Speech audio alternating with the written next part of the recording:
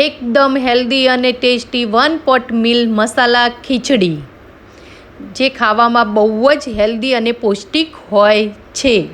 મસાલા ખીચડી બનાવવા માટે આપણે જોઈશે 1 વાટકી પલાળીને રાખેલી મગની દાળ અને ચોખા, કોથમીર, લસણ, સૂકા મસાલા, સિંગ, બટાકું, ડુંગળી, ટામેટા, કોબીજ, ગાજર, કેપ્સિકમ અને વટાણા.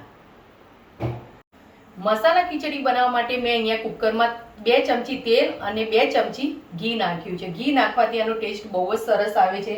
હવે આપણે જોઈ શકીએ છીએ કે તેલ આવી ગયું છે, તો એમાં આપણે પહેલા રાઈ નાખીશું. હવે રાઈ થોડીક ફૂટે એટલે પછી એમાં જીરું નાખી દઈશું, પછી હિંગ નાખી દઈશું અને અહીંયા મેં સૂકા મસાલા લીધા છે. એમાં તેજપત્ર છે, લાલ મરચું છે, 1 તજનો ટુકડો છે અને 2 લવિંગ છે. આ બધાથી સુગંધ સારી આવશે. પછી આપણે આ સમારેલું લસણ છે ચોપ, એ નાખી દઈશું. જો તમે લસણ ના ખાતા હોય તો આ સ્ક્રીપ કરી શકો છો.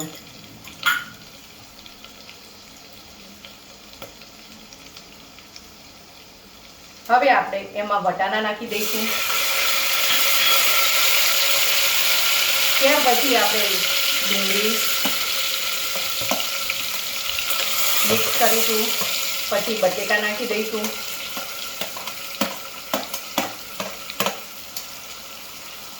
સમારેલા કેપ્સિકમ, ગાજર, કોબીજ અને ટામેટા બધું નાખી દઈશું.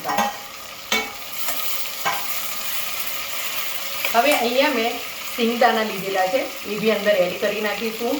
જો તમને ના ભાવતા હોય તો તમે સ્ક્રીપ કરી શકો છો. હવે આ બધું મિક્સ કરી દઈશું. હવે એમાં મસાલા કરી દઈશું.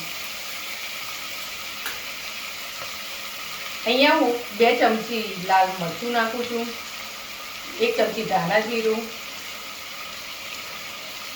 1 ચમચી હળદર, સ્વાદ પ્રમાણે મીઠું એડ કરીશું. જો તમને ગરમ મસાલો ભાવતો હોય તો તમે અંદર એડ કરી શકો છો. હવે આને મિક્સ થઈને 1 મિનિટ માટે ચડવા દઈશું. હવે આપણે આ જે પલાળેલી 1 વાટકી ખીચડી રાખી હતી એ નાખી દઈશું.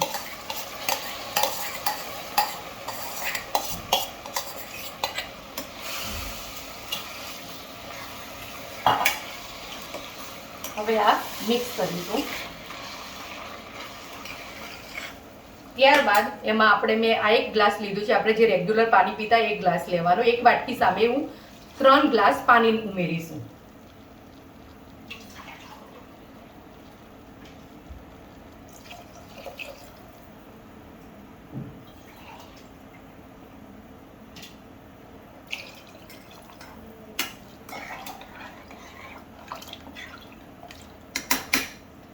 હવે આપણે ઉપરથી થોડી કોથમીર નાખી દઈશું.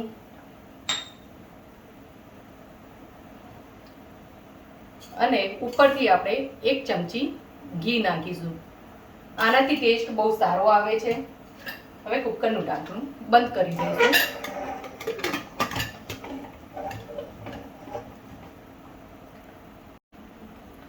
હવે આપણે આને 4 સીટી આવે ત્યાં સુધી થવા દઈશું. હવે અહીંયા 4 સીટી થઈ ગઈ છે. હવે આપણે કુકર ખોલીને જોઈ લઈએ. જો મિત્રો, કેવી સરસ મજાની ખીચડી થઈ ગઈ છે, એકદમ હેલ્ધી અને પૌષ્ટિક.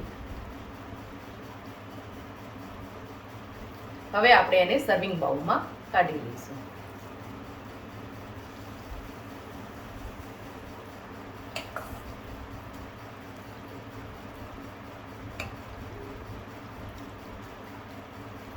મસ્ત મજાની એકદમ હેલ્ધી ખીચડી તૈયાર.